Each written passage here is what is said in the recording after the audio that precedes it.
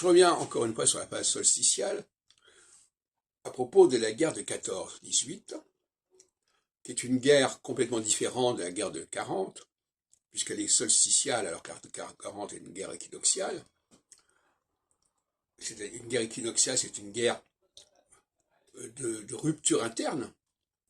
Et la preuve d'ailleurs, c'est qu'il y a eu ce fameux conflit entre la France libre de Gaulle et puis la France des Vichy, et puis d'autres conflits que vous connaissez, alors que la phase solsticiale est une phase de consensus, au sens le plus large du terme. Et là, je vois l'exemple des tirailleurs sénégalais, c'est-à-dire la présence de forces coloniales africaines, noires, sur le champ de bataille métropolitain.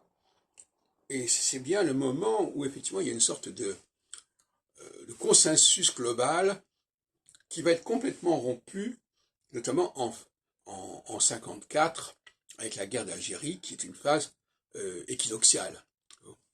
Donc les phases équinoxiales fait apparaître des clivages, mais des clivages qui ne sont pas forcément négatifs.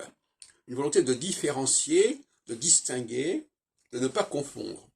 Alors que la phase solsticiale a tendance à confondre, à mettre sur le même pied des choses qui n'ont rien à voir.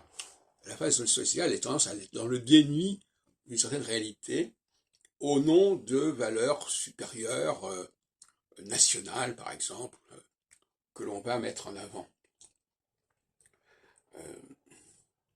Et donc là, nous sommes à la veille d'une phase équinoxiale, enfin dans 2 ans, qui devrait rappeler des moments comme 68 par exemple, qui est en début de phase équinoxiale, et qui notamment a mis en évidence le MLF, la volonté de différencier les hommes et les femmes, alors qu'actuellement on est dans la parité parce qu'on est en phase solsticiale, etc.